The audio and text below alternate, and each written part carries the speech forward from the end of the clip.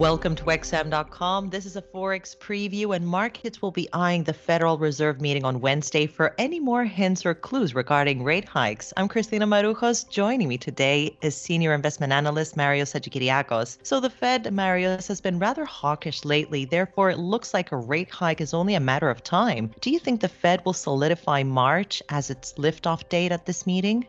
Hello, Christina. Yes, that's most definitely what's going to happen. So not a lot is expected from this meeting. Most of the attention, let's say, in the markets is going to be on what are they going to say about future rate increases. The market, of course, is pricing in 4 rate increases for this year already, 1 for every quarter. So the Fed is most probably just going to confirm that. And if that's the case, that would argue for a relatively muted meeting. Now, the real question for me, I've been reading a lot about the possibility of the Fed ending asset purchases early. So right now, the plan is we're going to stop purchasing assets in March and also raise interest rates in March. Now, a lot of people are saying, but the US economy is so incredibly strong right now that you don't really need to be buying assets for another month or so. So the Fed can end its asset purchases program immediately at this meeting and then raise interest rates in March. So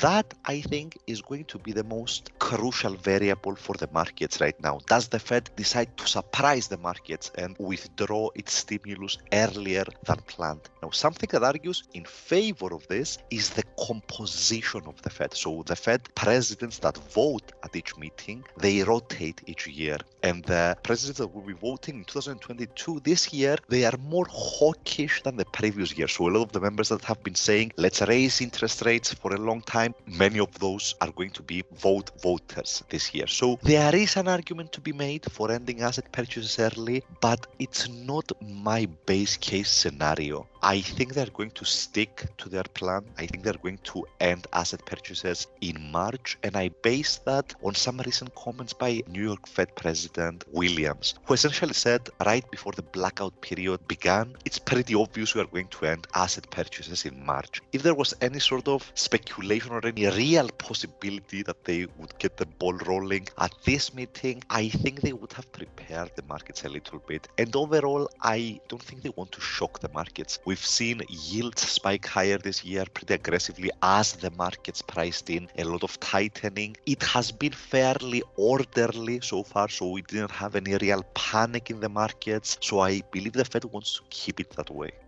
And what about the dollar? It has gained recently on safe haven flows. Could the rally persist after the Fed meeting?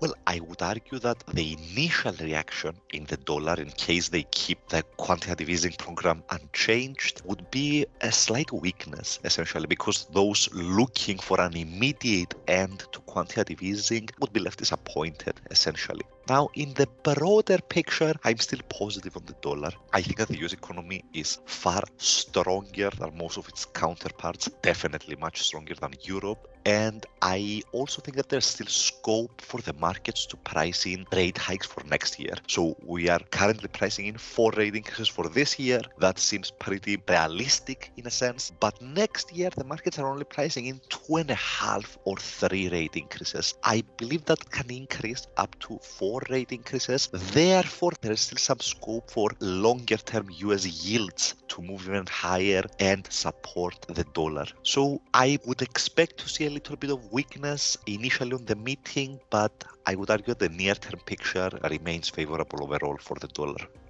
Marios, thank you for joining me today, and thank you for watching this Forex Preview here at XM.com.